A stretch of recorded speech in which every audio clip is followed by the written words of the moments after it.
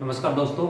ACF environment में अपनी जो छठी यूनिट चल रही है उसमें आज अपन जलवायु परिवर्तन में पढ़ेंगे IPCC, inter government panel on climate change. यानी ये जलवायु परिवर्तन के संबंध में एक अंतर्राष्ट्रीय संस्था है जो जलवायु परिवर्तन पर एक आकलन रिपोर्ट जारी करती है। इसके अलावा समीक्षा रिपोर्ट भी यह जारी करती है। तो इसके द्वारा आकलन रिपोर्ट और समीक्षा रिपोर्ट जारी की जाती है। आईपीसीसी जो है वो एक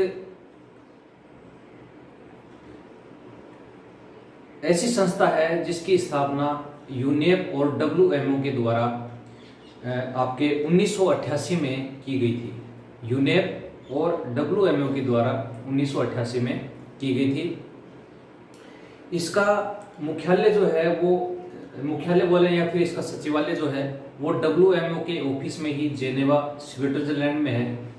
तो इसका कार्य है मूल्यांकन और समीक्षा रिपोर्ट जारी करना। और मूल्यांकन और समीक्षा रिपोर्ट जो होती हैं वो एक तरह से वैज्ञानिक रिपोर्ट होती हैं जिसके आधार पर अपन ये अंदाजा लगा सकते हैं कि जलवायु परिवर्तन जो है वो किस हद तक इस पृथ्वी को प्रभावित कर सकता है। तो टॉपिक अपना है IPCC,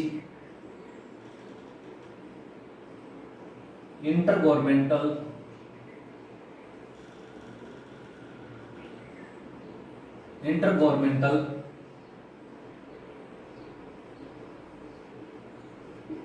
panel on climate change. Inter governmental panel on climate change जलवायु परिवर्तन पर अंतर सरकारी पैनल। जलवायु परिवर्तन पर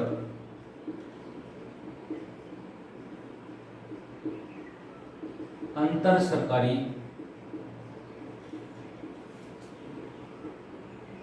पैनल। जलवायु परिवर्तन पर अंतर सरकारी पैनल स्थापना इसकी 1988 में की गई। स्थापना 1988 में। सदस्य देश वैसे तो इसमें डब्ल्यूएमओ और यूएन यूनाइटेड नेशन ऑर्गेनाइजेशन जो है उसके सदस्य देश जो हैं वो इसके सदस्य हो सकते हैं। यूनाइटेड नेशन व डब्ल्यूएमओ के सदस्य देश सदस्य बन सकते हैं। वर्तमान में इसके सदस्य हैं 195 देश। 195 देश इसके वर्तमान में सदस्य हैं। इसकी स्थापना करता है डब्ल्यूएमओ व यूनेप। वर्ल्ड मेटीरोलॉजिकल ऑर्गेनाइजेशन यानी विश्व मौसम विज्ञान संगठन और United Nation Environment Programme. United Nation Environment Programme. United Nation Environment Programme और डब्ल्यूएमओ इसके स्थापनाकर्ता देश है।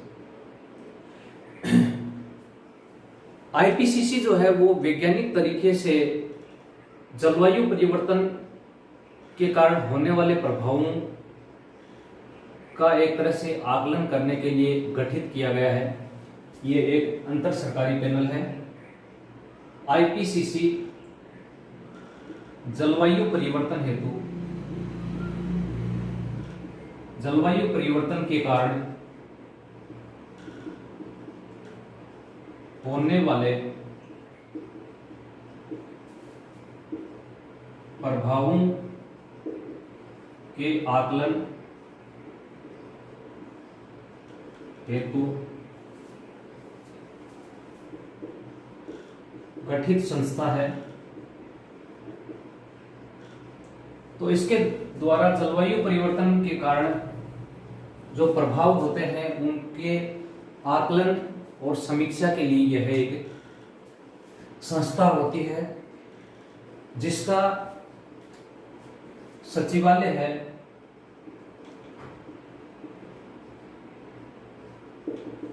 जेनेवा,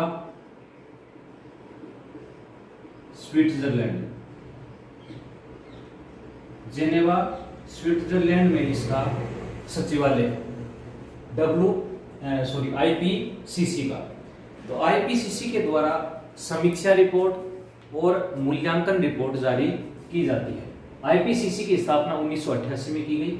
सदस्य देश यूनाइटेड नेशन और डब्ल्यूएमओ के सदस्य देश इसके सदस्य बन सकते हैं। वर्तमान में इसके 195 सदस्य हैं। स्थापनाकर्ता डब्ल्यूएमओ और यूनेप हैं। डब्ल्यूएमओ विश्व मौसम विज्ञान संगठन और UNEP United Nation Environment Programme. IPCC जलवायु परिवर्तन के कारण होने वाले प्रभावों के आकलन के लिए गठित है। इसका सचिवालय कहाँ है? जेनेवा, स्विट्जरलैंड में।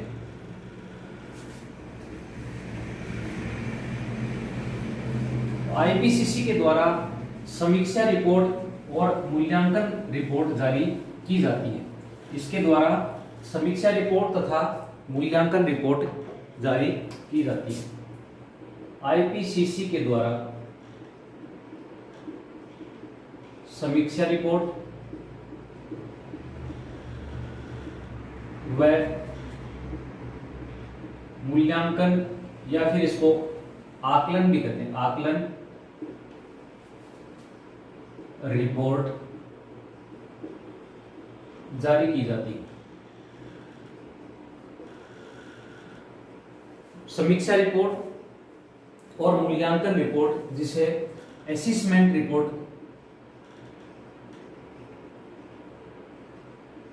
कहते हैं, यह इसके द्वारा जारी की जाती है। समीक्षा रिपोर्ट जलवायु परिवर्तन को समझने में सहायक है। जलवायु परिवर्तन को समझने में सहायक।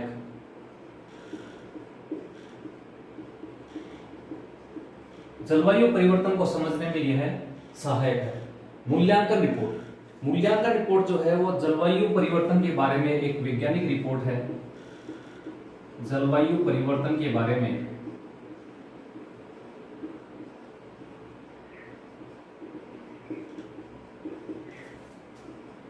वैज्ञानिक रिपोर्ट।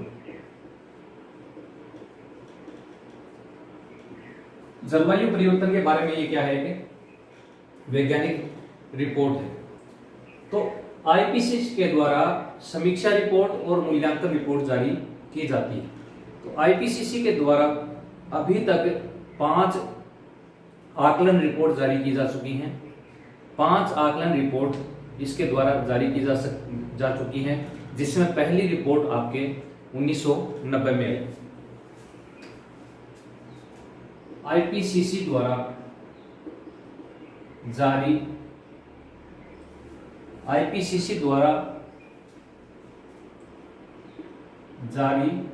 आकलन रिपोर्ट,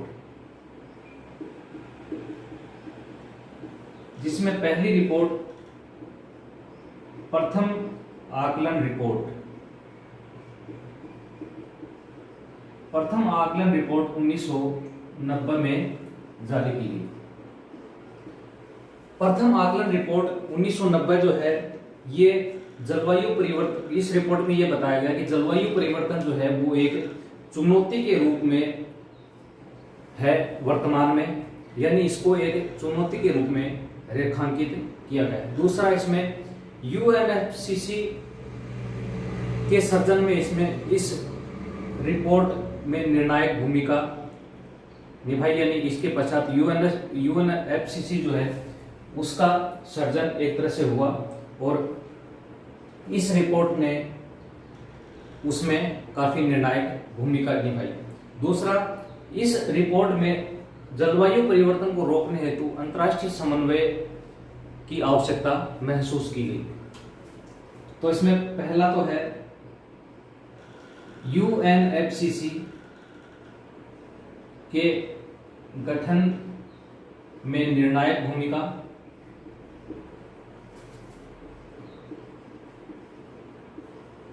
दूसरा इसमें जलवायु परिवर्तन को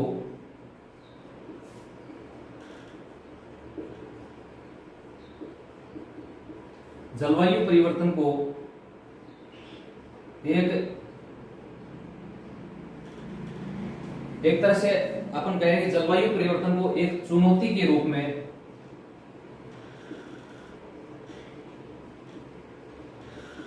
प्रस्तुत किया गया।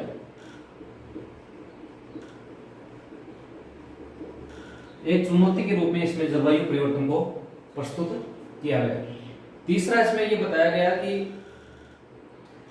अंतर्राष्ट्रीय समन्वय जब तक नहीं होगा तब तक जलवायु परिवर्तन को नहीं रोका जा सकता, इसलिए अंतरराष्ट्रीय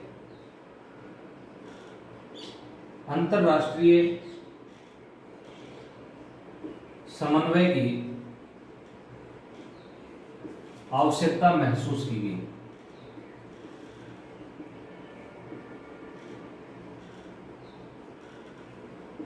अंतर्राष्ट्रीय समन्वय की आवश्यकता इस रिपोर्ट में महसूस की गई। तो प्रथम रिपोर्ट, आकलन रिपोर्ट जो 1990 में जारी की गई, उसमें यूएनएफसीसी के गठन में निर्णायक भूमिका, जलवायु परिवर्तन को एक चुनौती के रूप में प्रस्तुत किया गया और अंतर्राष्ट्रीय समन्वय की आवश्यकता इसमें महसूस की गई। तो प्रथम रिपोर्ट 1990 में जारी की गई।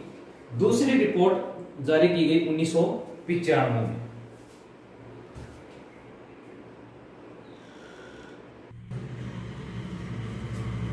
दूसरी रिपोर्ट 1995 में जारी की गई। तो दूसरी रिपोर्ट में क्योटो प्रोटोकॉल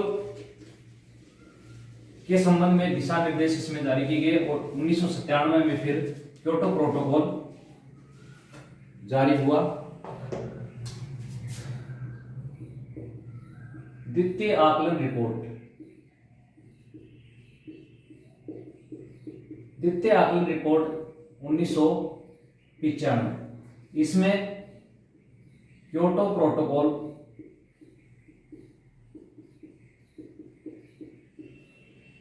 हेतु आवश्यक दिशा निर्देश जारी किए गए। क्योटो प्रोटोकॉल हेतु आवश्यक दिशा निर्देश इसमें जारी की गई और इसके पश्चात 1997 में क्योटो प्रोटोकॉल लागू हुआ, यानी आधारशिला इसकी द्वितीय आकलन रिपोर्ट में ही रखी गई। तीसरी आकलन रिपोर्ट है 2001, तृतीय आकलन रिपोर्ट, तृतीय आकलन रिपोर्ट 2001। तीसरी आकलन रिपोर्ट जो 2001 में जारी की गई, इसमें अतीत, वर्तमान और भविष्य में जो जलवायु परिवर्तन होगा या फिर पहले जो जलवायु परिवर्तन हुआ उसके संबंध में ये सबसे अद्यतन वैज्ञानिक रिपोर्ट थी, यानी इसमें वैज्ञानिक तथ्यों को काफी मात्रा में अपनाया गया। अतीत, वर्तमान व भविष्य में जलवायु परिवर्तन,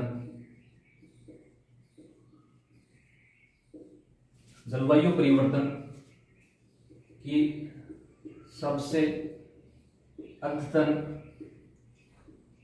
वैज्ञानिक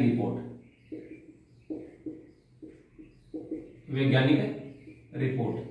तो तीसरी जो रिपोर्ट है इसमें भविष्य में जलवायु परिवर्तन के क्या कारण, क्या क्या प्रभाव होंगे, इस पर वैज्ञानिक रिपोर्ट जारी की गई। फिर आपके चौथी जो रिपोर्ट है आकलन, वो 2007 में जारी की गई। चौथी आकलन रिपोर्ट, चौथी आकलन रिपोर्ट 2007 में जारी की गई। चौथी आकलन रिपोर्ट 2007 में ही आईपीसीसी को नोबेल पुरस्कार भी इसको दिया गया, नोबेल शांति पुरस्कार, यानी शांति के क्षेत्र में इसने कार्य किया, इसलिए इसको शांति का नोबेल पुरस्कार दिया गया। इस नीति में जलवायु परिवर्तन के लिए सतत विकास नीतियां, समन गतिविधियां, अनुकूलन के बीच में संबंध बनाकर जलवायु परिवर्तन को किस प्रकार रोका जा सकता है, ये इसमें बताया गया। अनुकूलन और समन नीतियां क्या हैं? समन नीतियों का मतलब ये है कि किस प्रकार अपन जो हानिकारक गैसें निकल रही हैं उनको कम कर सकते हैं। अनुकूलन का मतलब ये है कि वातावरण के अनुसार अपन किस प्रकार ऐसी नीतियां लागू करें जिससे अनुकूलित वातावरण का निर्माण हो सके। तो भारत ने भी समन और अनुकूलन नीतियां जारी की हैं, उसको अपन अलग से देख लेंगे। तो चौथी रिपोर्ट जो है इसमें सतत विकास नीतियों, सतत विकास नीतियों, समन, अनुकूलन द्वारा जलवायु परिवर्तन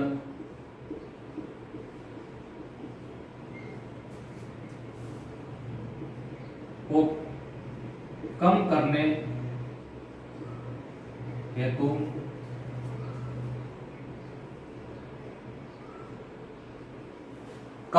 हेतु एकीकरण पर जोर दिया। यानी ये जो नीतियां, सतत विकास नीति, समन नीति और अनुकूलन नीति, इनमें जब एकीकरण होगा तो जलवायु परिवर्तन जो है वो कम किया जा सकता है। चौथी आकलन रिपोर्ट में सतत विकास नीतियों, समन नीति और अनुकूलन नीति, इनके द्वारा जलवायु परिवर्तन को किस प्रकार कम किया जा सकता है, इसकी बात की गई। अब बात करते हैं पांचवी रिपोर्ट। पांचवी रिपोर्ट जो है वो नवंबर 2013 से नवंबर 2014 के बीच में 4 भागों में प्रकाशित की गई। तो ये जो रिपोर्ट है इसमें 3 वर्किंग ग्रुप की रिपोर्ट जारी की गई तथा एक रिपोर्ट जो है वो एक सिंथेटिक रिपोर्ट जारी की गई जिसे SYR कहते हैं। तो पांचवी आकलन रिपोर्ट जो है वो इंपॉर्टेंट है और इसमें काफी विस्तृत रूप से जलवायु परिवर्तन के बारे में बताया गया। पांचवी आकलन रिपोर्ट, पांचवी आकलन रिपोर्ट नवंबर 2013 से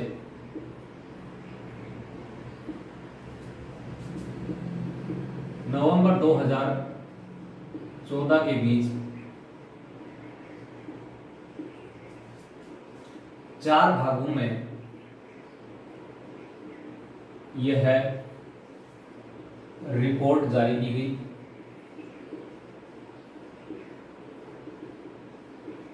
चार भागों में इस रिपोर्ट को जारी किया गया। इसमें 3 वर्किंग ग्रुप रिपोर्ट प्लस एक सिंथेटिक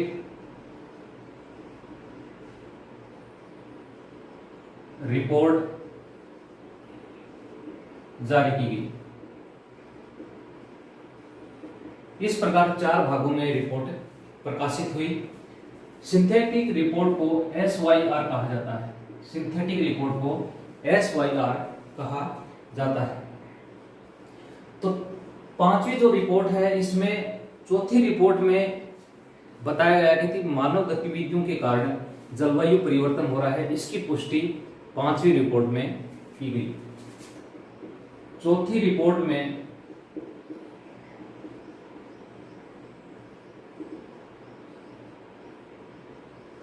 चौथी रिपोर्ट के अनुसार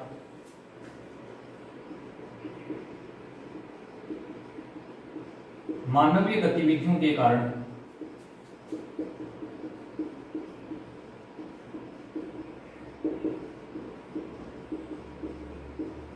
जलवायु परिवर्तन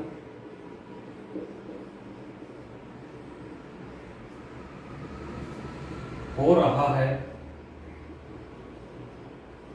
इसकी पुष्टि 5वीं रिपोर्ट में की गई।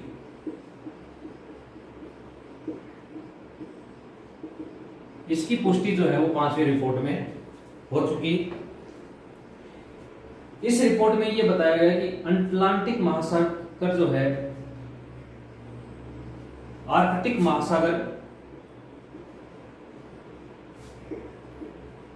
महासागर की बर्फ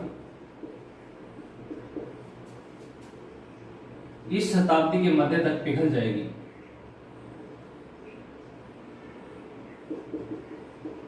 इस शताब्दी के मध्य तक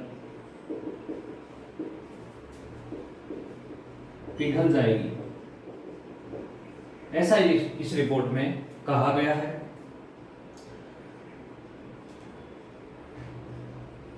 इसी रिपोर्ट में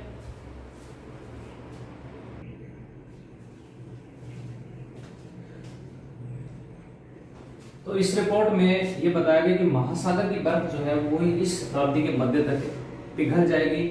इसके अलावा इसमें बताया गया कि समुद्र तल में जो वृद्धि हो रही है बर्फ के पिघलने के कारण, उसके कारण 2100 तक अगर कम उत्सर्जन करेंगे तो कम उत्सर्जन होने पर 26 सेंटीमीटर से लेकर 55 सेंटीमीटर तक जल स्तर समुद्र का बढ़ेगा। अगर ज्यादा उत्सर्जन हुआ तो इसका स्तर 55 सेंटीमीटर से लेकर 98 सेंटीमीटर तक 2100 तक होने की संभावना है। तो इसी रिपोर्ट में 5वीं रिपोर्ट में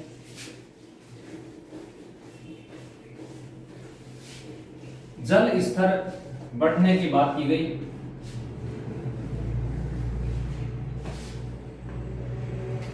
समुद्र जल स्तर में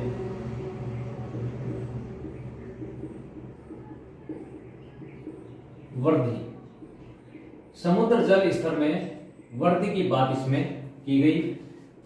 2100 तक कम उत्सर्जन होने पर समुद्र जल स्तर 26 सेंटीमीटर से 52 सेंटीमीटर तक बढ़ेगा और 2100 तक अधिक उत्सर्जन पर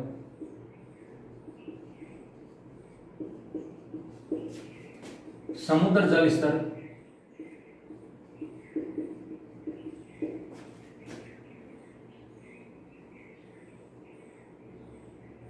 55 सेंटीमीटर से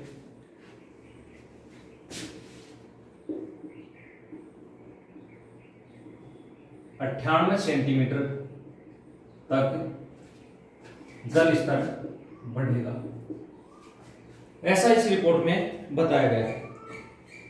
फिर इसी रिपोर्ट में यह बताया गया कि समुद्र और धरातलीय जो हिम है वो भी पिघल जाएगी।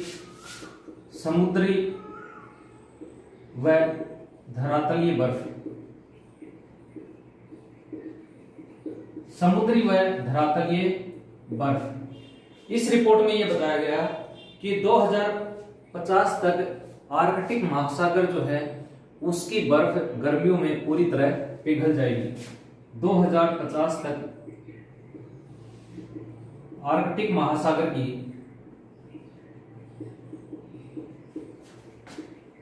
बर्फ, आर्कटिक महासागर की बर्फ गर्मियों में पिघल जाएगी,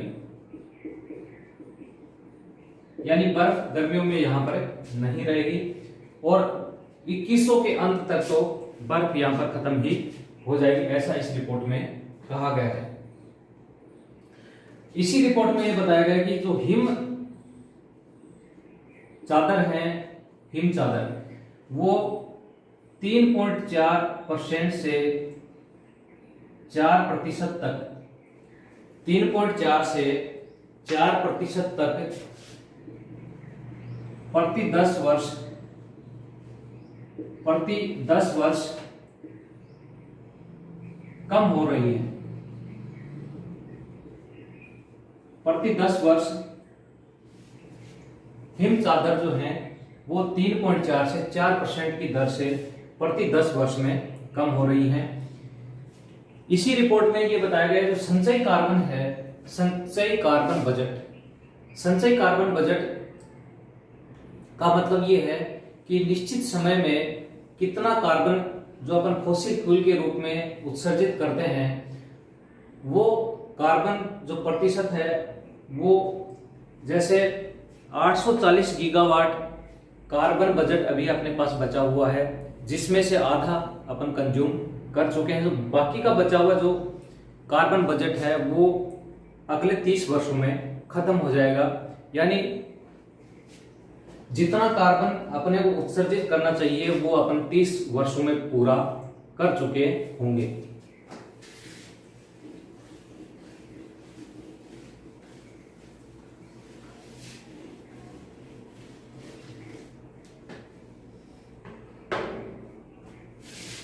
ग्रीन हाउस गैस उत्सर्जन बजट 840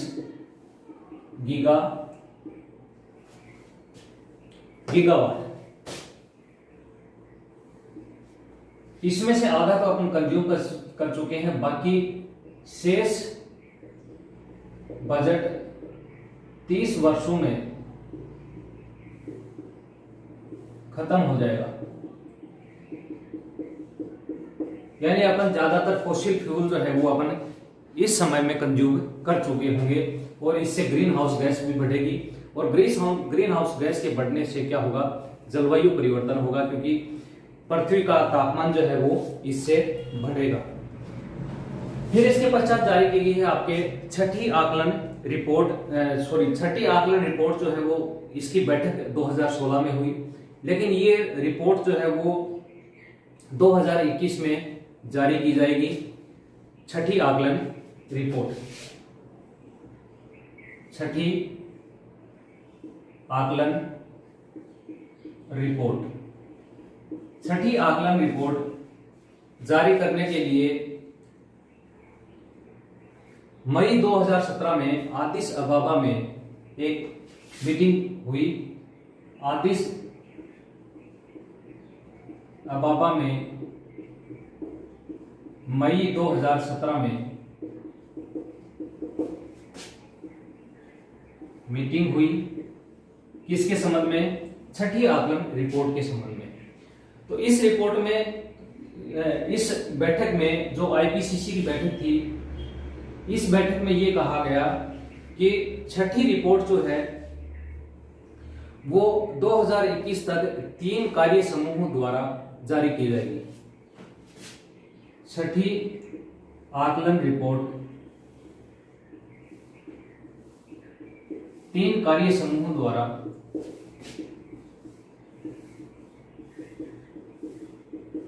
दो 2021 में जारी की जाएगी। 2021 में इस रिपोर्ट को जारी किया जाएगा। तो छठी आकलन रिपोर्ट जो है वो कब जारी होगी? 2021 में। 5 रिपोर्ट अपन ने देख ली। पहली रिपोर्ट 90 में, दूसरी 95 में, फिर 2001 में, 2007 में, फिर 2013-14 में, और छठी यूनिट जो है वो छठी रिपोर्ट जो है वो 2021 में जारी की जाएगी। ग्लोबल वार्मिंग पर आईपीसीसी के द्वारा रिपोर्ट जारी की गई 2018 में। ग्लोबल वार्मिंग पर आईपीसीसी के द्वारा 2018 में जारी रिपोर्ट में क्या कहा गया है ये अपन देख लेते हैं। ग्लोबल वार्मिंग पर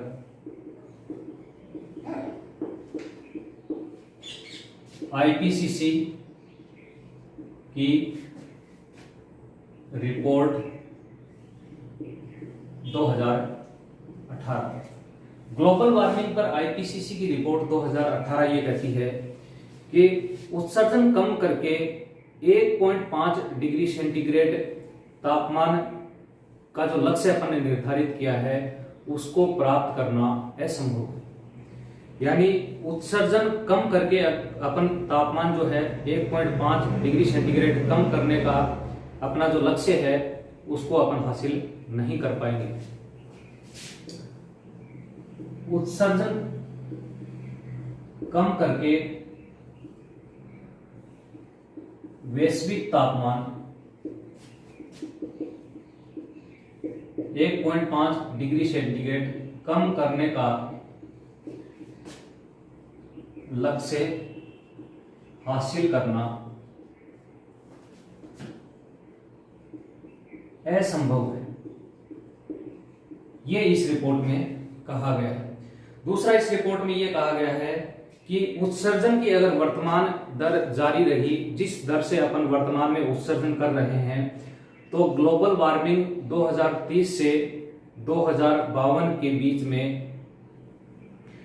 जो ग्लोबल वार्मिंग का जो टेम्परेचर है वो 1.5 डिग्री सेंटीग्रेड को भी पार कर जाएगा। उत्सर्जन की वर्तमान दर जारी रही तो 2030 से 2052 के बीच वैश्विक तापमान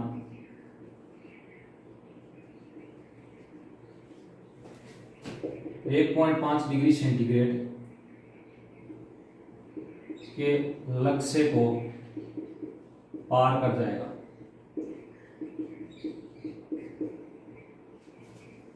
इसको भी ये पार कर जाएगा। इसी प्रकार अगर 1.5 डिग्री सेंटीग्रेड तापमान बढ़ा तो इसके कारण समुद्र के जल स्तर में वृद्धि होगी। 1.5 डिग्री सेंटीग्रेड तापमान बढ़ने पर समुद्र जल स्तर में वृद्धि,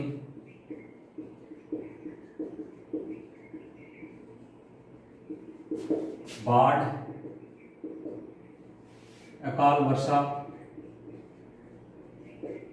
इसके अलावा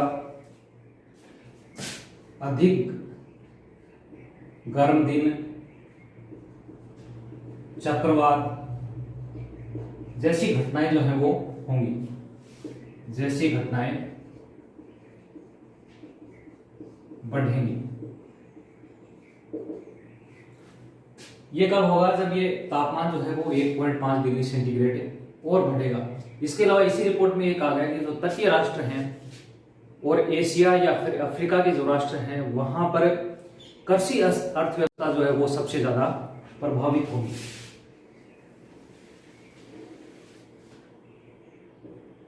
एशिया,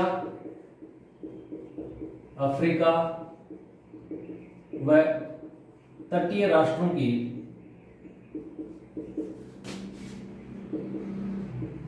कृषि अर्थव्यवस्था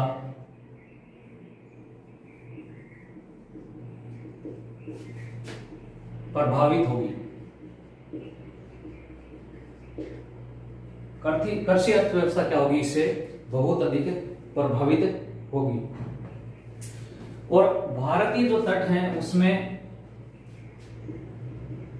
भारतीय तटों में प्रति 10 वर्ष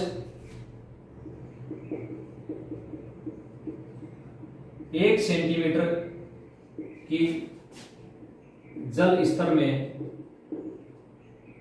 वृद्धि होगी। ये इस रिपोर्ट में कहा गया है। ग्लोबल वार्मिंग पर आईपीसीसी की जो रिपोर्ट है इसमें ये पहला तो ये बताया गया कि अगर तापमान उत्सर्जन अगर कम करेंगे तो भी 1.5 डिग्री सेंटीग्रेड का जो लक्ष्य है वो हासिल नहीं किया जा सकता। वर्तमान दर से अगर उत्सर्जन जारी रहा तो 2030 से 2052 के बीच में 1.5 डिग्री टेम्परेचर जो है उसको भी पार कर जाएगा।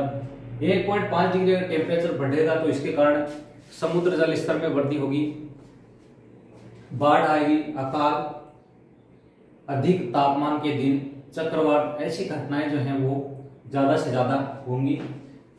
एशिया, अफ्रीका और जो तटीय राष्ट्र है वहां की कृषि अर्थव्यवस्था जो है वो प्रभावित होगी और भारत के जो तट हैं उनमें समुद्र तल जो है उसमें 1 सेंटीमीटर जल स्तर प्रति वर्ष बढ़ेगा, ऐसा इस रिपोर्ट में अनुमान लगाया गया है। बहुत बहुत धन्यवाद।